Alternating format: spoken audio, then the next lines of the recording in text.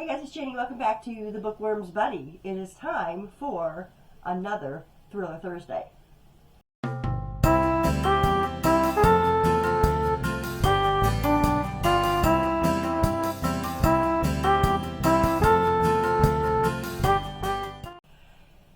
So first, forgive me, I'm a little bit under the weather, a little bit congested, another summer cold. I hate it. So I'm going to try to get through this video as best that I can, so bear with me. So today's book for Thriller Thursday, we are talking about All the Salt in the Sea. This is by Tami L. Hurro. I rated this book 4 stars, and it is like romance turned thriller, is the way I look at this. I guess I didn't look at the synopsis really well when I first read it because I didn't really get those thriller vibes, really. I felt more like romance than anything. But I ended up reading this book for Read Your E-Reader in June, and it didn't follow any of the prompts or any of that stuff. I just had it on my Kindle, and I decided it was time to read it, so I did. In this book, you have Abby, who is married to Alex, and they've been married for quite a while.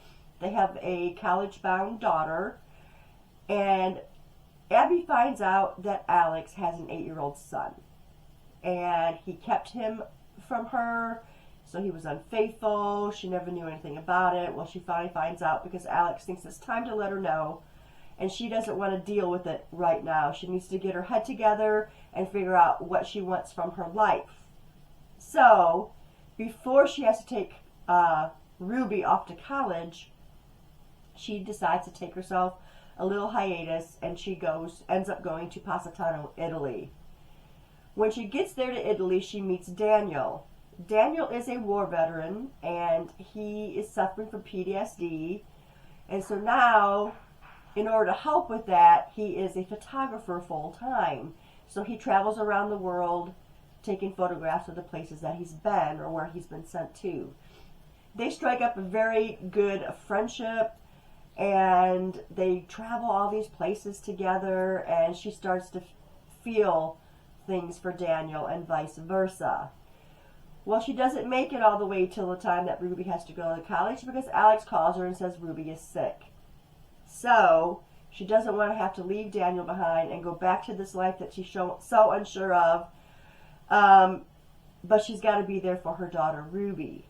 So she goes back to be with Ruby, and this is where the story takes this huge turn.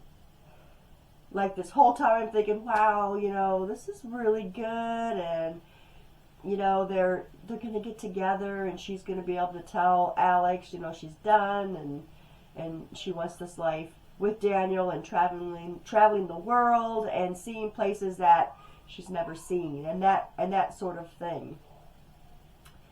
So, that's where the book flipped upside down for me, and I was on this roller coaster of emotions. Please note there might be some triggering content in this book, so just keep that in mind when you read it. It does get a little dark, so once you get to that point where she has to head back home to be with Ruby while she's sick.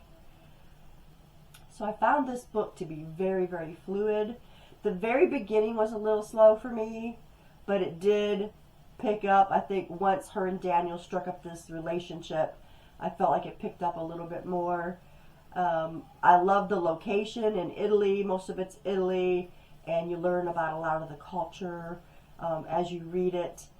I love the characters were just fantastic. I felt like they were very relatable, especially with Daniel and his PTSD, and I feel like the author wrote him very well, and you could see what he was going through, what he was suffering with, and you could also see, Abby being, it being hard for her to decide, what kind of life does she want? Is she going to keep this good relationship with Ruby if she splits from her husband? Is Ruby going to be accepting of the new relationship? And then just the whole flip of the story just threw me for a loop, and it just kept me turning pages. So I I found it a very dramatic, exciting, thrillerish read, and I was done in no time. So I really, really, really enjoyed this. I really want to read more by Tammy L. Haro. I think she's got a great gift of writing, so I need to check into more of her books and see if there's any other ones that would interest me. So if you guys have read any of this, let me know in the comments below. If there's, a thriller book that you want to hear about or you would like for me to read, let me know that too. And I will be happy to read the book and give you my thoughts on that. So I hope you enjoyed this episode of Thriller Thursday. And I will see you the next time, guys. Have a good day. Happy reading. Bye.